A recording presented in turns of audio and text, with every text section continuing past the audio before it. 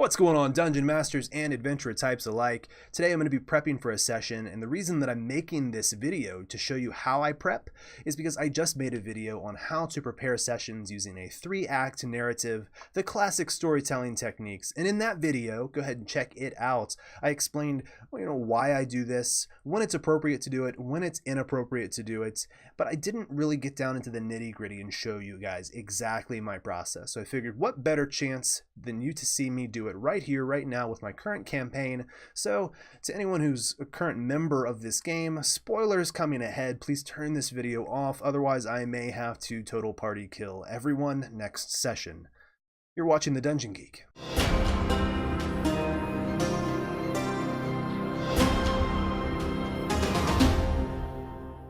Welcome! So if you've not seen the previous video about the 3-act narrative, I suggest that you pause this video and go to my page and then click on that link. Watch that video first so that you can understand what I'm talking about as far as Acts 1, 2, and 3, and then come back and then resume playing this video right now. Alright, so we're on the same page, I hope, as far as what this 3-act structure is. We're going to do this in 2 phases, and this is really kind of the process that I go through. So the first thing that you're going to want to do, which you'll see me do, is we're going to recap last session. And this is going to give you an example of how Acts 1 through 3 went in my previous session by breaking down kind of the events of what we just went through our last adventure.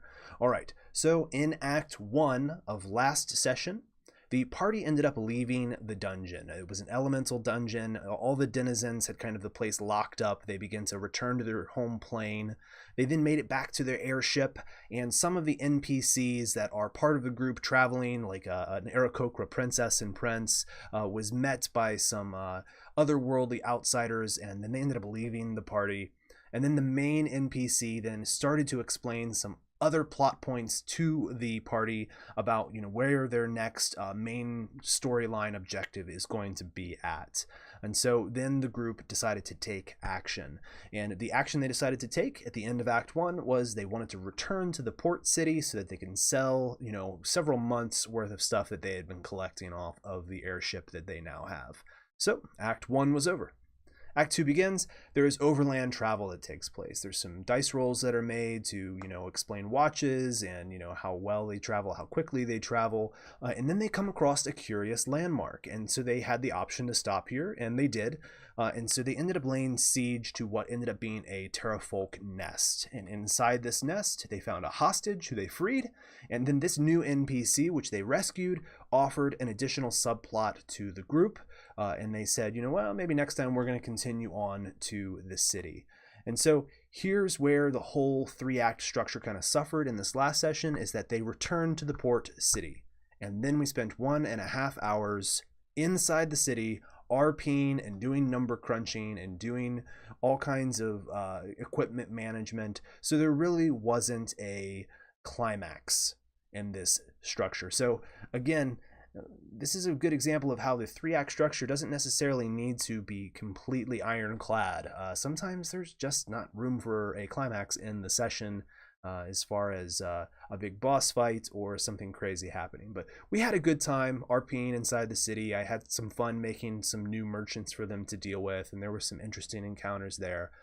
Maybe we'll get them next time. So let's reevaluate now. Let's clear the board, because we're going to do session prep now for our upcoming session based upon what I know. You should be able to determine what are the few things, this should be a narrow group, maybe 5 things max, that your player's party is probably going to do. You should be able to make that assumption. The goal of Act 1, remember, is to get the players to take a course of action.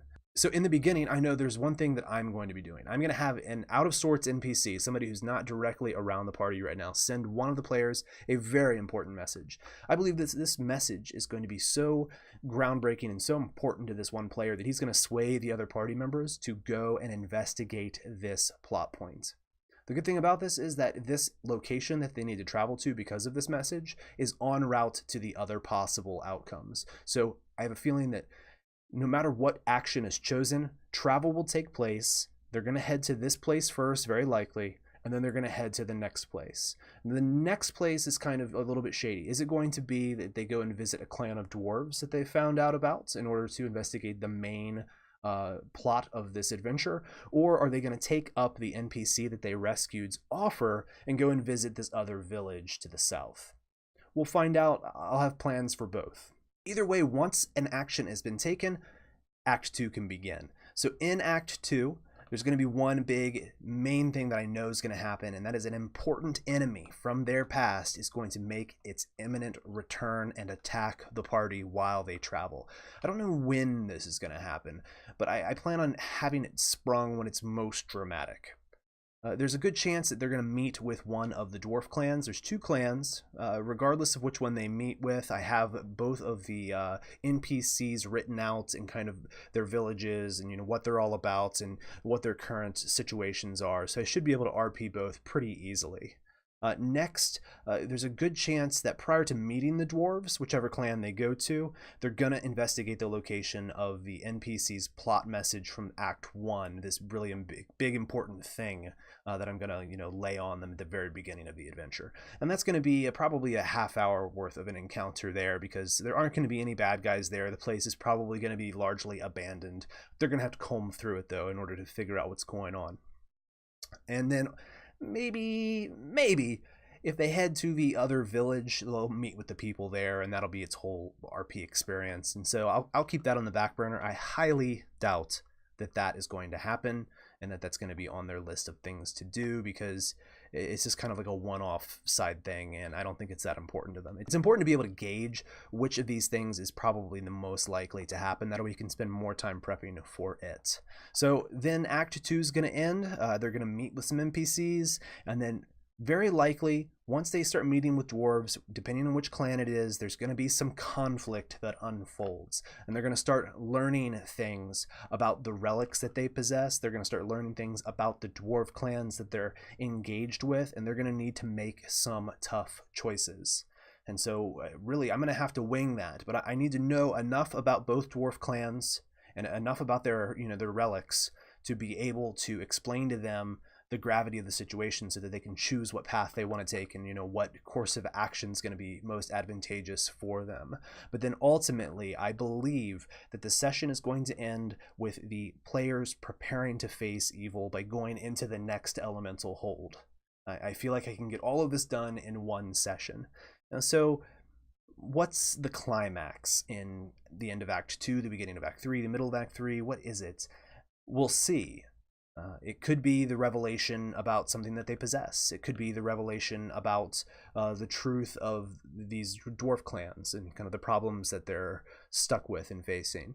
We'll see. It's not going to be a huge, end-all be-all kind of boss fight. But not every single session in this structure needs that. If I need to, maybe I'm going to do another 3-act prep session video to show more of like a classic, climax in the 3rd act. But for now, this is really the best that I can probably describe for what's going to happen this upcoming session without telling too much. So hopefully this has been helpful. And hopefully you can just kind of make little bullet points like this. It's going to give you some reminders, and this is what I need to think about for this upcoming session. These are the things that I need to have prepared, and if it makes your life easier, it's a good habit to get into. Hey, if you like this thing, click the thing. You know how to work the internet. You're an adult, maybe. And thanks for watching. Check me out on my WordPress page. I got a bunch of free D&D stuff to give away to Dungeon Masters. Just steal it. Use it in your game. Outfit it with whatever monsters you want. Kill your party. Have fun. Till next time, this is the Dungeon Geek.